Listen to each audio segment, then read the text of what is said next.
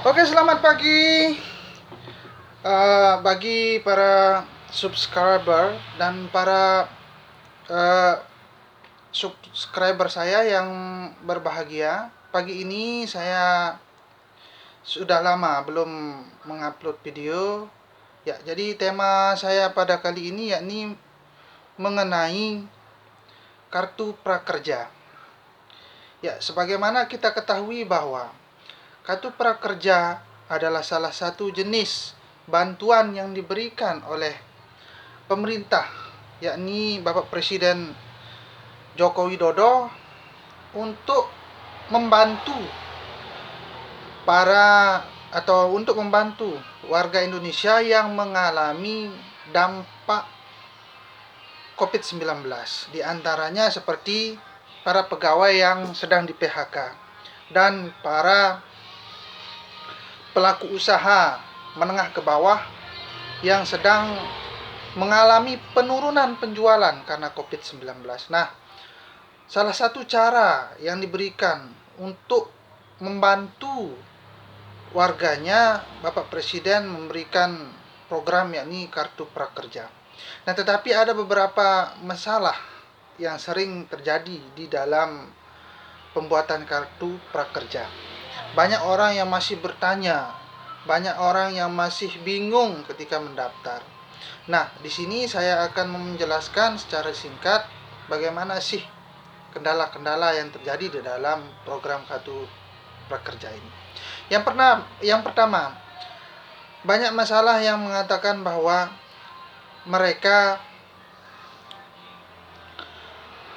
masih bingung cara untuk mendaftar kartu prakerja. Nah, yang pertama caranya yakni persiapan dulu persyaratan-persyaratannya. Salah satunya yakni foto KTP. Kemudian ada juga foto selfie. Nah, foto KTP ini ukuran yang harus diupload yakni 2 MB. Dan foto selfie yakni dipakai nanti ketika kita mendaftar e-wallet sebagai buku rekening yang akan digunakan untuk menerima insentif dari pemerintah. Jadi insentif ini dibagi menjadi dua, ya. Ya, ada insentif pertama itu 1 juta, tapi itu tidak bisa dicairkan. Jadi harus digunakan untuk membeli pelatihan saja.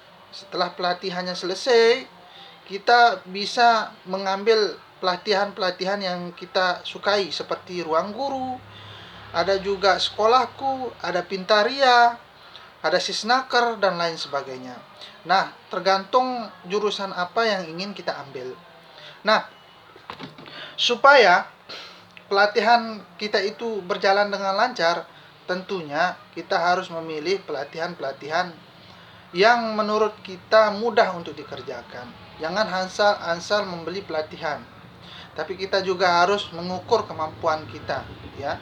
Nah, setelah kita melakukan pelatihan, maka kita akan diberikan beberapa video tutorial mengenai jurusan yang kita ambil di pelatihan tersebut. Nah, video tutorial ini durasinya tergantung keputusan dari pihak lembaga pelatihan, ya. Jadi jumlahnya berbeda-beda dan durasinya juga berbeda-beda. Nah, setelah pelatihan itu diselesaikan, maka kita akan mendapatkan sertifikat. Nah, ketika kita mendapatkan sertifikat dan selesai pelatihan, kita juga harus melakukan survei terhadap pelatihan tersebut, yakni dengan cara memberikan ulasan dan rating kepada pelatihan tersebut. Nah, kalau semuanya sudah selesai, maka insentif kita akan terima selama 4 bulan, yakni disetorkan setiap bulannya 600 selama 4 bulan. Nah, kita juga bisa melakukan survei-survei, dan survei itu kita akan diberikan insentif karena setelah melakukan survei yakni sebanyak Rp50.000.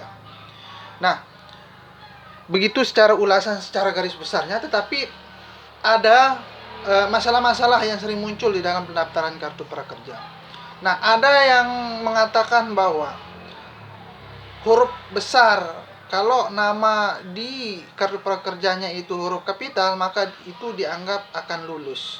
Sedangkan huruf kecil itu kemungkinan tidak lulus. Oh, itu semuanya adalah mitos belaka. Kenapa? Karena berdasarkan pengalaman saya setelah mendaftar, dulu saya juga hurufnya kecil. istri saya juga hurufnya kecil.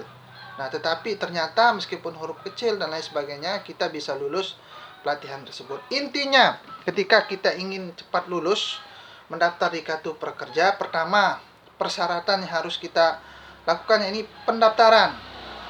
Mendaftar dengan cara yang benar, ya. Jadi kita pilih ketika mendaftar itu apakah kita termasuk orang yang terkena dampak. Contoh misalnya kita punya usaha, kemudian usaha kita itu mengalami penurunan omset disebabkan oleh COVID-19, maka kita pilih, ya, kita pilih pernah bekerja. Jangan pilih ya yang tidak bekerja di menunya nanti ketika mendaftar. Nah, setelah kita pilih itu, maka kita juga harus mengupload foto dengan baik dan benar. Foto yang diupload yakni foto KTP. Jadi foto KTP kita itu harus sesuai, yakni tidak boleh lebih dari 2 MB, karena kalau lebih dari 2 MB maka tidak akan bisa diproses, ya. Setelah selesai, maka kita bisa mendaftar e-wallet.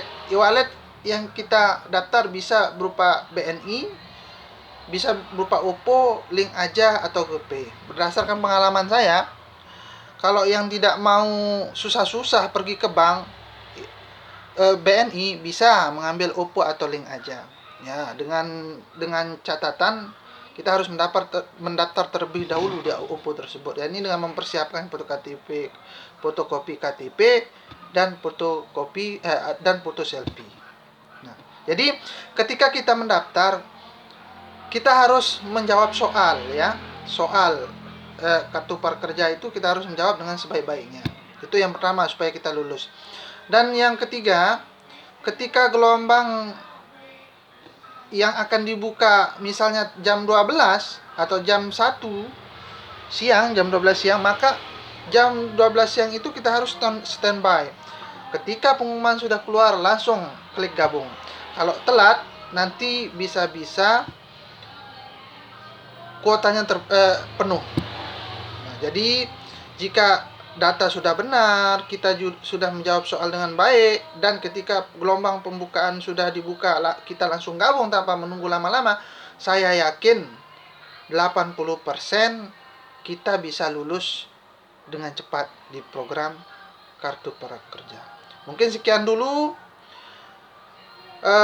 ulasan dari saya mengenai Kartu Prakerja, mungkin bisa membantu kawan-kawan yang masih belum bisa lulus di dalam Kartu Prakerja. Oke, sekian. Jangan lupa like, subscribe, dan komen, ya.